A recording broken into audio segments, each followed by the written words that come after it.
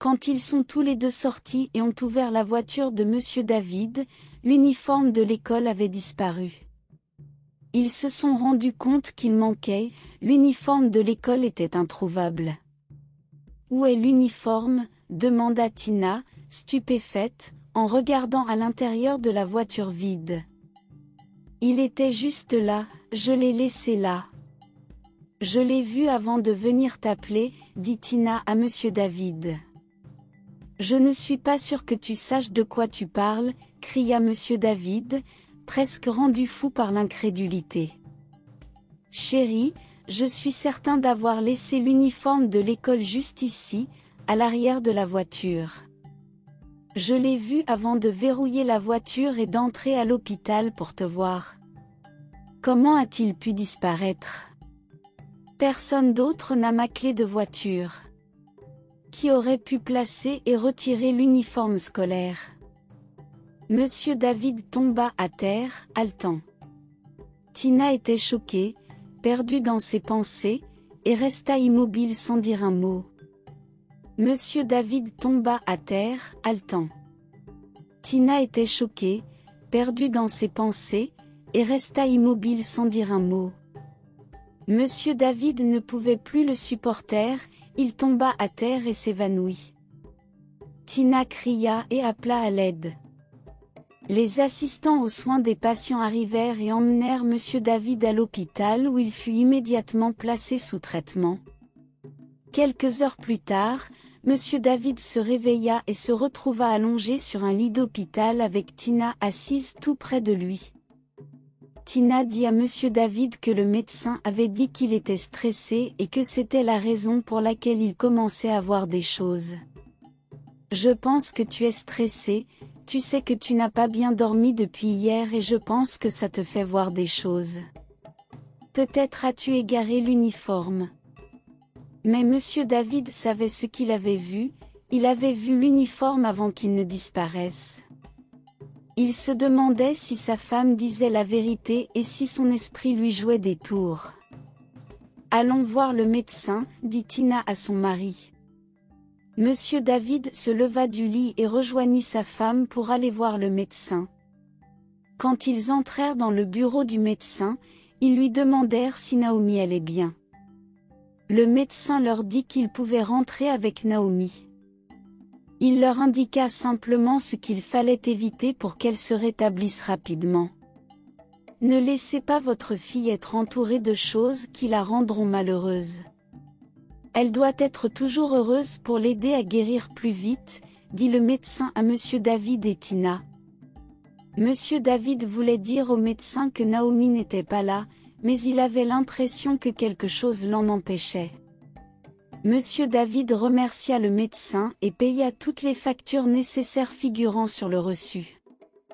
Il s'assura également d'acheter les médicaments nécessaires à la pharmacie, puis il quitta l'hôpital avec sa femme et Naomi. Ce soir-là, après le dîner, Monsieur David se coucha avec sa femme Tina. Ils emmenèrent Naomi dans la chambre de Pascal, qui était restée intacte après 2 ans depuis que Pascal était décédé. Aucun des biens de Pascal n'avait été jeté ou donné, c'était comme s'il n'était jamais parti. Tina prenait toujours le temps de ranger la chambre et de la garder propre. Chaque fois qu'elle ressentait le besoin d'être avec un enfant, elle y allait. « Chérie » appela Tina à son mari alors qu'ils étaient allongés au lit. « Oui, ma chère. Vas-tu toujours chercher ses parents demain ?» Monsieur David prit un moment puis poussa un soupir. « Je ne sais pas, » dit-il en secouant la tête. « Je suis tellement confus. On dirait que quelque chose m'empêche de retrouver les parents de la petite fille et je ne peux tout simplement pas l'expliquer, » dit-il en regardant le plafond. « Je sais que cela semblera égoïste, mais pourquoi ne pas la garder? Pour qu'elle ait eu un accident, cela signifie que ses parents ne sont pas assez riches. Nous pourrions la rendre et il ne serait pas capable de s'occuper de ses problèmes de santé. Gardons-la jusqu'à ce qu'elle soit complètement rétablie et qu'elle retrouve sa mémoire. Penses-tu que ce sera facile de la rendre après s'être attaché à elle? Demanda Monsieur David en déplaçant son regard vers sa femme. Je ne sais pas, répondit Tina. Ce fut une longue nuit pour le couple. Monsieur David continuait à essayer de comprendre ce qui avait fait disparaître l'uniforme de l'école jusqu'à ce que les doux bras du sommeil les emportent. Le lendemain, Monsieur David se réveilla très tôt et alla vérifier Naomi. Elle dormait paisiblement. Il se prépara pour le travail et quitta la maison. Tina resta à la maison parce qu'elle voulait surveiller Naomi pendant un moment. Naomi prenait son petit déjeuner lorsque Déborah entra après que Tina lui eut ouvert la porte. Elle avait appelé Tina pour demander des nouvelles de Naomi, et Tina lui avait dit qu'elle serait à la maison le lendemain. Naomi salua Déborah d'une voix douce, presque inaudible, et Déborah répondit. Déborah tira Tina par la main hors de la pièce où Naomi était assise et lui demanda doucement quel était son plan pour Naomi maintenant qu'elle allait mieux. Tina répondit à Déborah qu'il prévoyait de garder Naomi jusqu'à ce qu'elle soit complètement rétablie. Je le savais.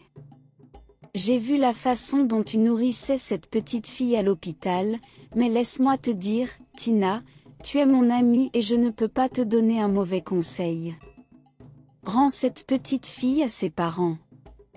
Tu es une mère et tu sais ce que tu as traversé quand tu as perdu Pascal. Ne parle pas de Pascal, répondit immédiatement Tina, coupant Déborah. Comment penses-tu que nous pouvons retrouver ses parents? Elle ne se souvient même pas d'elle-même. Elle a besoin de soins intensifs et je vais les lui donner. Cela n'a rien à voir avec Pascal, dit Tina, et une larme roula sur sa joue. Chez les parents de Naomi. Maman, maman. La douce voix de Naomi appela Sandra. Sandra se retourna rapidement et vit Naomi dans son uniforme scolaire, lui souriant. Elle tenait sa boîte à déjeuner et son sourire était si mignon qu'elle secouait doucement la tête de gauche à droite en montrant un peu ses dents. Sandra ouvrit grand les bras pour que Naomi se précipite vers elle avec tant de joie. Naomi courut vers Sandra, mais soudain, une force invisible empêcha Naomi de l'atteindre. Sandra ne pouvait pas expliquer ce qui se passait. Elle essaya alors de courir vers Naomi, mais elle ne pouvait pas. La force invisible prit ensuite la forme d'un homme. Il tenait Naomi et la tirait en arrière pendant que Naomi continuait de crier pour sa mère. « Rends-moi mon enfant. Rends-moi Naomi, s'il te plaît, elle est tout ce que j'ai, » cria Sandra en pleurant amèrement. « Elle ne reviendra jamais vers toi, » dit l'homme sans visage d'une voix grave. Naomi cessa soudain de pleurer, l'homme lui sourit et elle lui sourit en retour. L'homme tenait Naomi par la main et s'éloignait avec elle. Sandra ne comprenait pas ce qui se passait. Elle essaya de les poursuivre, mais glissa et tomba. « Naomi » cria-t-elle alors que des larmes coulaient sur ses joues. Sandy, Sandy, Monsieur Bright continuait d'appeler et de tapoter Sandra. Sandra se réveilla et réalisa que ce n'était qu'un rêve, mais il semblait si réel pour elle. Il a dit qu'il ne me la rendrait pas, il l'a prise. Ils ont pris ma fille, ils ont pris Naomi, s'il te plaît, ramène-la, cria Sandra en sanglotant amèrement. Qui a pris notre fille? As-tu vu un visage? Demanda-t-il en la tenant toujours. Non, non, je n'ai vu aucun visage. Il n'avait pas de visage. Il a dit que ma fille n'était plus à moi. Il a pris ma fille, il a pris Naomi, dit Sandra en continuant de sangloter. Monsieur Bright continuait de consoler sa femme qui n'arrêtait pas de pleurer. Elle se leva et essaya de quitter la pièce, mais Monsieur Bright ne la laissa pas faire. Il ne faisait plus confiance à son jugement, elle perdait lentement pied. Il la ramena doucement au lit. Monsieur Bright ne savait pas qui appeler à ce moment-là. Il décida d'appeler sa mère, car la mère de Sandra n'était plus. La mère de Monsieur Bright répondit à l'appel et essaya de consoler Sandra au téléphone. Depuis que Naomi avait disparu, elle les appelait toujours pour savoir s'il y avait une mise à jour.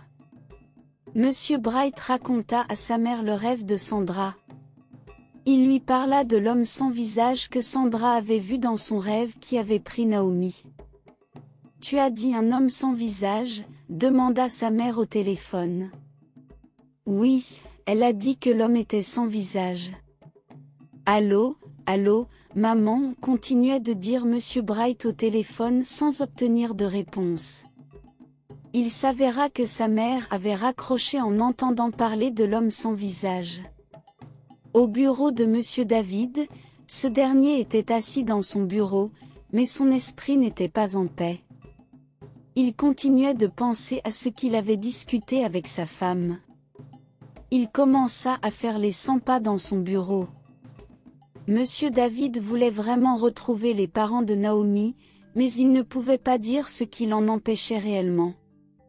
Il ne voulait pas s'attacher à Naomi, car la rendre serait plus difficile. La garder non plus ne serait pas une bonne décision, car il sentait déjà l'amour que sa femme avait pour Naomi. Les choses devenaient confuses pour Monsieur David. Son esprit revint à l'uniforme qui avait disparu et réapparu dans sa voiture. Il était arrivé à l'hôpital mais n'était pas entré à cause de l'appel de détresse de sa femme. Il n'y avait vraiment rien de grave avec Naomi et il était reparti, refusant à sa femme le droit de se consoler de la mort de leur unique enfant dont elle ne s'était pas remise. La décision devenait de plus en plus difficile pour Monsieur David. Le médecin avait aussi dit que Naomi risquait de perdre la mémoire pour toujours. Et si elle perdait la mémoire pour toujours, se demanda Monsieur David en poussant un soupir. Pendant ce temps, chez David, Tina et son amie Déborah avaient toujours une conversation animée sur le fait de garder Naomi ou de la rendre à ses parents. « Je suis vraiment désolée, Tina. Je sais ce que tu penses. Tu me prends pour une mauvaise amie parce que je te parle de tout ça. Je pense juste que les parents de la petite fille doivent savoir que leur fille va bien. Je ne peux vraiment pas m'en empêcher. Si ma fille avait été renversée, la douleur de perdre un enfant est... S'il te plaît, arrête, Déborah. Peux-tu quitter ma maison, je t'en supplie? Ne rouvre pas de vieilles blessures. S'il te plaît, pars, supplia Tina, essayant de retenir ses larmes naissantes. C'est bon, je vais partir, dit Déborah en prenant son sac à main. Je suis désolée, Tina. Pascal, pars juste, s'il te plaît, dit Tina en joignant les mains, coupant les paroles de Déborah. Dès que Déborah quitta la maison, Tina courut dans la chambre de Pascal. Elle ferma la porte derrière elle et s'allongea sur son lit. Les doux souvenirs qu'elle avait partagés avec son fils refirent surface dans son esprit. Tina s'allongea sur le lit de Pascal, tenant sa couverture et pleurant toutes les larmes de son corps. Elle souhaitait seulement que son fils soit encore en vie. Pourquoi ne m'as-tu pas emmené, Dieu? Pourquoi m'as-tu apporté toute cette souffrance? Est-ce que je mérite vraiment toutes ces douleurs? Demanda Tina en pleurant de plus en plus. Plus elle essayait de retenir ses larmes, plus elles coulaient sur ses joues. Chez Naomi, Monsieur Bright, le père de Naomi, essayait toujours de joindre sa mère qui avait raccroché plus tôt. « Allô, maman, es-tu toujours là? Mon fils, je ne pense pas que ce soit quelque chose dont nous puissions parler au téléphone. Peux-tu revenir au village demain avec ta femme? Je pense qu'il y a quelque chose que je dois vraiment vous montrer. Maman, tu nous rends vraiment anxieux, ma femme et moi. Dis-moi ce que tu sais sur son rêve et l'homme sans visage, s'il te plaît. C'est une longue histoire, mon fils. S'il te plaît, reviens au village dès que possible. Monsieur Bright baissa lentement le téléphone et raccrocha. Il regarda sa femme, qui semblait plus inquiète que lui. Ils ne trouvèrent plus le sommeil, se demandant pourquoi leur mère leur demandait de revenir au village et qui était cet homme sans visage. Monsieur Bright et sa femme commencèrent à préparer leur voyage impromptu au village. Une fois prêts, ils quittèrent leur maison très tôt. Le village de Monsieur Bright n'était qu'à quelques heures de la ville. À leur arrivée, sa mère était assise dehors sur un banc, comme si elle les attendait. Sandra salua sa belle-mère avec des larmes coulant sur ses joues. Elle se leva du petit banc sur lequel elle était assise et étreignit Sandra. Comme il s'agissait d'une urgence, Maman leur demanda de s'asseoir avec elle sur le petit banc à l'extérieur. « Maman, s'il te plaît, ma femme et moi sommes curieux. Dis-nous tout sur l'homme sans visage et ce qu'il veut avec notre petite princesse. » Maman poussa un soupir, puis se tourna vers son fils. « Mon fils, il y a de nombreuses années, j'étais enceinte de toi quand mon défunt mari, ton père, était impliqué dans un litige foncier avec 3 hommes. Ils prétendaient tous être propriétaires de la terre de ton père. Ton père a appelé ses oncles pour l'aider, mais ils lui ont tous tourné le dos. Je suppliais ton père de laisser tomber ces terres, mais il m'a dit qu'il ne laisserait pas le travail de son père être vain. Quand tous les espoirs commençaient à s'estomper, ton père m'a emmené sur la terre de nuit. Devant le plus grand arbre sur la terre, ton père a fait une promesse à l'arbre. Il a dit à l'arbre que s'il reprenait la terre en tant que propriétaire légitime, il lui dédierait toutes ses futures générations, en commençant par toi, que je portais dans mon ventre. Ensuite, ton père s'est coupé avec un objet tranchant et a étalé le sang sur le tronc de l'arbre. Ceux qui étaient venus disputer la terre à ton père sont venus le supplier. Ils ont dit qu'un être sans visage les poursuivait partout, même dans leurs rêves. L'un d'eux est mort parce qu'il avait essayé de rester et de continuer à se battre. Ton père a repris toute la terre pour lui. Quand tu es né, ton père t'a dédié à l'arbre. Ça fait tant d'années que ton père est mort, et j'avais déjà oublié tout cela jusqu'à ce que tu m'appelles pour me parler de l'homme sans visage dans le rêve de ta femme. Ça m'a ramené dans le passé, mon fils. Je pense que c'est l'homme sans visage qui a causé l'accident dans lequel Naomi a été impliquée. Je pense qu'il veut prendre l'enfant loin de toi et de ta femme parce que vous ne l'avez pas dédié à lui, dit Maman d'une voix convaincante. Tout commença à faire sens pour Monsieur Bright. Il ne pouvait expliquer comment il avait soudainement oublié de récupérer sa fille à l'école, lui qui y allait toujours plus tôt que d'habitude. Sandra non plus ne pouvait expliquer pourquoi il y avait soudainement eu un embouteillage qui lui avait fait perdre son téléphone. Aucun d'eux ne se souvenait d'appeler l'école pour leur dire qu'ils arriveraient plus tard que d'habitude. Naomi était une fille très intelligente, et son départ de l'école sans les attendre faisait aussi sens. Parmi tous les hôpitaux de la ville, leur fille avait été transférée dans une autre ville qu'ils ne connaissaient pas. Même Monsieur Bright commençait à comprendre pourquoi l'homme qui avait renversé leur fille était venu les voir à l'hôpital puis était reparti. Comment un arbre peut-il tourmenter ma vie ? Où était cet arbre quand ma femme et moi cherchions un enfant après avoir attendu si longtemps ? Maman, tu me dis que c'est un arbre qui est responsable de la disparition de ma fille ? Vous et papa m'avez dédié un arbre, dit Monsieur Bright en se levant du banc, fou de rage. Il entra dans la maison et en ressortit avec une machette. Je vais abattre cet arbre aujourd'hui. Je veux qu'il me montre ses pouvoirs, dit-il en marchant avec la machette. Maman supplia son fils de ne pas faire de mal à l'arbre. Elle lui dit de l'apaiser pour qu'il leur rende leur fille, mais Monsieur Bright avait déjà pris sa décision. Il arriva où se trouvait l'arbre, cria dessus et commença à le couper. Quand Sandra et Mama arrivèrent là où se trouvait Monsieur Bright, il avait déjà commencé à enfoncer sa machette dans l'arbre. Après quelques minutes de coupe, la main de Monsieur Bright commença à trembler. Il ajusta sa main et continua à couper, puis sa main commença à trembler vigoureusement.